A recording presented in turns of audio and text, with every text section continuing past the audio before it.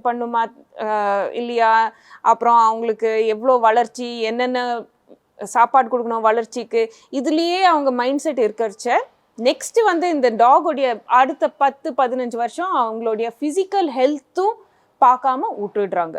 So எக்ஸசைஸ்ன்றது வெறும் வெளியில் walking மாத்திரம்னு நினச்சிட்டு இருக்கிறது தான் ஃபஸ்ட் ரொம்ப காமனான மிஸ்டேக். செகண்ட் மிஸ்டேக் வந்து நான் நாய்க்கு நிறைய எக்ஸசைஸ் பண்ணணுன்ற கூட ஒரு குரூப் இருக்குது. அந்த குரூப் வந்து ஓவராக எக்ஸசைஸ் பண்ணி நாய்க்கு சீக்கிரமாக இன்ஜுரிஸ் வர மாதிரி கூட பண்ணிடுறாங்க.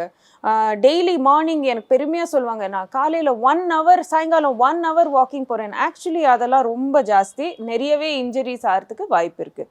ஸோ இது எனக்கு கேள்விப்பட்ட செகண்ட் காமன் மிஸ்டேக். தேர்டு வந்து இந்த கரெக்டான எக்விப்மெண்ட் போட்டுண்டு வெளியில் வாக் ஆக்ஷன் போகாமல் இருக்கிறது. தட் இஸ் வெறும் காலரை போட்டுண்டு லீஷை போட்டுன்னு நாயை இழுத்துட்டு போகிறது. அது கழுத்தில் ரொம்ப ஸ்ட்ரெஸ்ஸு வரும். ஸோ யூஸ்வலி பாடிக்கு ஒரு ஹார்னஸ் கரெக்டாக போட்டுட்டு அதுக்கு கரெக்டாக ஃபிட் ஆகிற மாதிரி ஒரு ஹார்னஸ் போட்டு விட்டுட்டு அந்த ஹார்னஸ்க்கு லீஷ் அட்டாச் பண்ணிவிட்டு டாக் உங்கள் லெஃப்ட் சைடில் சேஃபாக ஐஷன் போகிறது தான் கரெக்டான